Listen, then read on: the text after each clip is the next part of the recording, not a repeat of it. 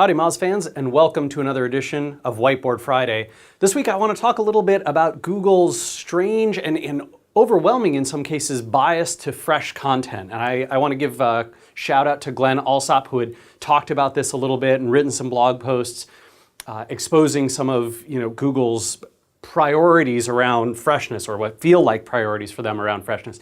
And Google's been biasing to fresh content, trying to show more and more fresh results, recently published results in their SERPs for several years now, but it's gotten particularly strong in the last 12 months in certain sectors. And I think Glenn had noticed it very strongly in some of the sectors that he was watching for some of his clients. We've seen it in some places very heavily, in other places not as much, but you can definitely feel it. So there's places like Shakespeare plays. This is a search result that a few years ago, even 6 to 12 months ago, probably you would not have seen much freshness. And now you're starting to see more and more of these types of things, right? Results that call out when they were published. A feeling that things that are published more recently, even if they don't have as many links or as good keyword targeting or as authoritative a website, those kinds of things are ranking a little bit higher. You're seeing news results in there, which is a relatively new development, especially on a phrase like this, which the intent one might interpret as, well, they're probably looking for a list, or maybe they're looking for plays in their area. And so more and more of these cases, right, Google's biasing to show recently published results. And because of that, there are some opportunities for folks in the SEO field. If you're seeing this kind of thing in the results that you're looking at, seeing a lot of dates, especially a lot of recent dates, in particular recent dates on published content that seems to not have the ranking ability that you would expect of the rest of the pages, you could use something like the keyword difficulty SERPs analysis tool from Moz to kind of try and figure that out. This may be a real opportunity for you. And there's a few ways that you can take advantage. Number one, I suggest these kind of anyway. This isn't I want to exploit something in Google's algorithm where they're weak and I'm a black hat, gray hat, I'm trying to exploit it. This is actually Google saying, hey, we think users want fresh content. And so publishers, please produce it because we're willing to put it in front of our audience. And I think that's just fine. It could be that Google's a little over the line right now. Maybe they'll swing that pendulum back over time. But number one, find keywords and terms and phrases with fresh results, like we talked about here, and then target them with some new content.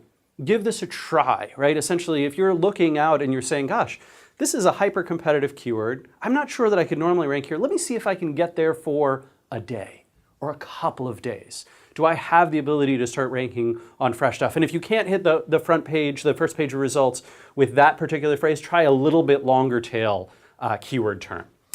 Number two, if you have some old content, I think this is something that many of us experience. We have older content that's targeting valuable keywords, important keywords that are critical to our brand, to attracting the visitors that we want. And those have fallen down in the rankings. Maybe that you used to be in the top 3 or 4, now you're in the bottom half of the top 10 results or on page 2 or 3. Consider an update. I've done this several times and had a lot of success with it. Just updating an old blog post or an old resource, making it fresh again, right? Adding new things that have emerged or come to light over the past few months or few years. And then a republication or promotion. The critical thing here is to think about, do you want to produce that at the same URL or do you want to do a redirect? This is a little bit tough because generally speaking, what I like to do is keep these at the same URL if they are outside of an RSS feed. So essentially not a blog post or not a news item or those kinds of things.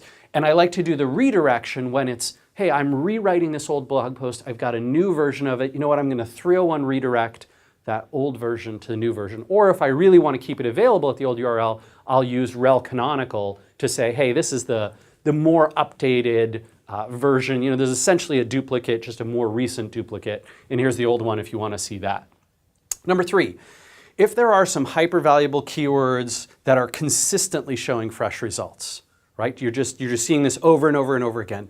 Well, maybe it's time for a regularly updated series, right? Think about columnists who do syndication, or they write a weekly column on a particular topic or around a specific subject, or they do something once a month. This might be a big opportunity for you to say, hey, you know what? What's a piece of content that we could refresh every month? that would be on this topic, and we could consistently be in those fresh results, and we could always be delivering the most recent, most valuable stuff. Good examples in the sports world, right? The sports world changes so fast. There's different scores, different teams, rankings, standings.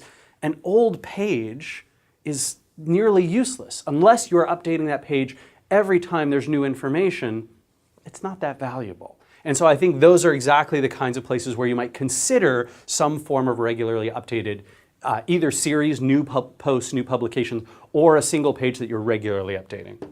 And then number 4, in terms of doing some research to try and find these types of phrases, obviously you can check out the SERPs if you're tracking in Moz Analytics and you're looking at your search results and you sort of can see those listed in there, but you might also use, to find some new phrases, things like Google Trends, Uber Suggest, right, which scrapes Google Suggest results.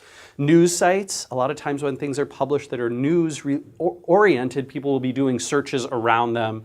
You can look at aggregators like Reddit or Alltop, social sites, obviously Twitter and Facebook and these types of things to keep an eye on that. DoubleClick Ad Planner, which is sort of has similar data to, but seems to be slightly different than Google Trends, and sometimes you can see some more stuff there. And Fresh Web Explorer, which of course is part of the Moz Analytics research tools package, to find those trends.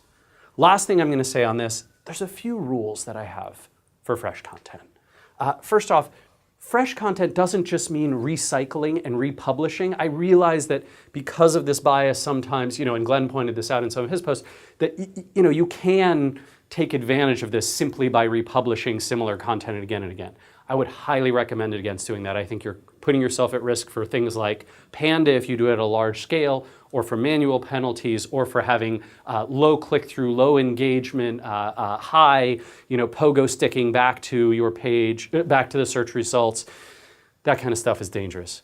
Make sure you're serving the visitor's intent. Remember that with fresh content, there's probably a recency intent on top of whatever layers. So if I'm publishing something about Shakespeare's plays, I don't just want to list, well, here's all the plays, and they were all written in the 17th century or 16th century, and so they haven't changed. He's not writing any new ones. Yes, but new things are constantly coming out, right? The news results show different types of stuff. The quotes are showing which ones are popular. There's a movies page that's showing which Shakespearean plays are being made into movies, or which new spin-offs are being done with Shakespearean concepts in them. So I do recommend that. I also suggest, if you can, get your site, get your feed included in Google News. And if that's not a possibility, at least have an RSS site and be doing, an RSS feed and be doing social shares on top of the content that you're publishing. And then last but not least, be cautious about abusing dates. I realize that there's a few folks in the gray hat, black hat world who've been doing this and been having a little bit of success with it on and off, which is to sort of modify the dates on the page of publication to fool Google. I don't know why it seems to work sometimes. Or fooling them by adding new comments, which is sort of weird. We've seen this a few times with Moz blog posts, where an old blog post gets a comment.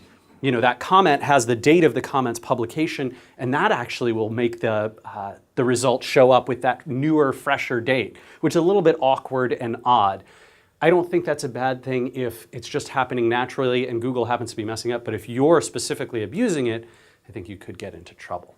So I look forward to reading some great comments about what you're seeing in fresh results, how you're taking advantage of them. I'm sure you have some great suggestions for our readers as well. Take care. We'll see you again for another edition of Whiteboard Friday.